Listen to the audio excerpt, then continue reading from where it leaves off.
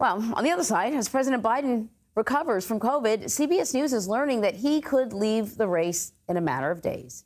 Last night, Senator Jon Tester of Montana became the second U.S. senator to publicly call on Biden to withdraw his bid for the White House. And we also know that high-profile Democrats are huddling about Biden's prospects, including former President Barack Obama. So our Weijia Jiang is at the White House to talk a little bit more about this. First thing I want to start off with, Weijia, is the president's health. What are we learning about this COVID diagnosis? I don't even know what kind of what the protocol is now, but I think it's only sort of 5 days that you really kind of need to stay, isolated. So should he be back on the campaign trail soon?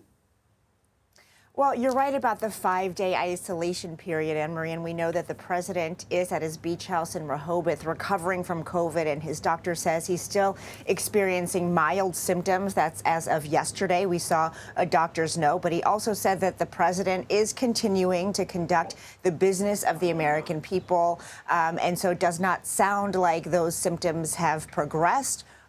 In terms of how long he will take, that's also to be determined because, again, this president is 81 years old, and we know just anecdotally that it can take longer for, people in that age group to recover from the virus. And no matter what age you are, you never know how COVID is going to strike you.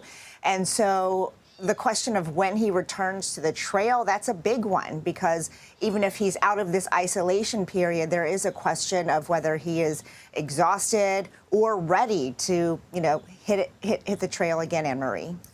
Yeah, he's just been having sort of a terrible few days. Today we learned that that a court has blocked his student loan plan. My hair's on my microphone there. His SAFE plan, so that's not moving ahead. We've got another senator now who's willing to publicly say that he'd like to see the president move on from this campaign. I got to ask you, what are we hearing from the White House? I know there's a difference between President Biden and candidate Biden, but, are you getting any indications from the White House, particularly as we hear that there might be some decision-making happening over the weekend? So I want to be really careful about that, Anne-Marie, because even though two senior House Democrats say they believe that the president and this question of his candidacy could be resolved in a matter of days, that's just two people. And at the end of the day, even though we also know in our reporting that the president has become more receptive to listening the case against him, that doesn't mean that that's what he's going to ultimately decide. Because despite how much pressure mounts, despite how closely the walls are caving in on his candidacy, it is one person who can make this decision, Anne-Marie, and that is Joe Biden. And we do not know how all of these conversations are impacting him because they've been going on now for quite some time.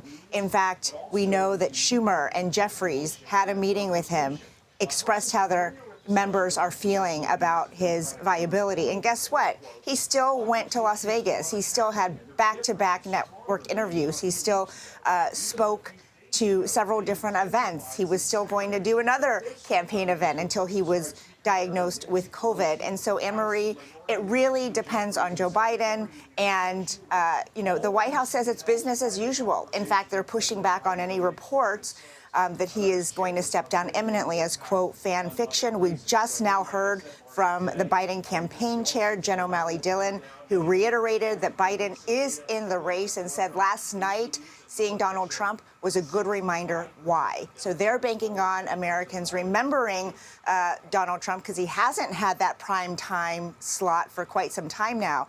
And they think that's going to make a difference to get their campaign back on track. Anne-Marie. Interesting. All right, Weijia, thank you very much.